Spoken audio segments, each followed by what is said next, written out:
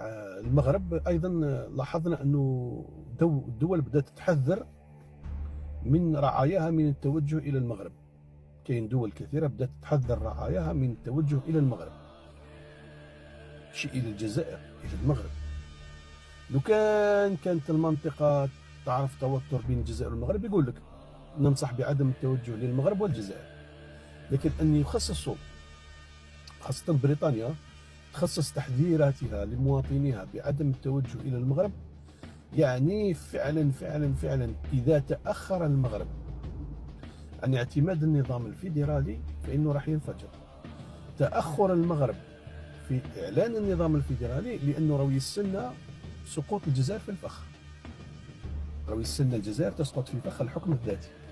الجزائر راهي شادة روحها وملتزمة في موقعها، والمغربي راهو يستنى الجزائر تاخذ خطوة وتقع في الفخ. شحال راح تستنى يا المغربي؟ شحال راح تقعد تستنى باش تطيح الجزائر تحت الفخ؟ ما تقدرش تستنى، ستدفع دفعا الى تبني النظام الفيدرالي، لان التفاعل داخل جسم المغرب راهو يتفاعل بشكل كبير، غليان غير طبيعي داخل جسم الدوله المغربيه. وهذا التفاعل هذا المغربي ما يقعدش يبقى يستنى وقتاش الجزائر تحت في الفخ باش يكشف على النظام الفيدرالي تاعو. ستضطر يا المغربي الى الكشف عن برنامجك الحقيقي وهو النظام الفيدرالي.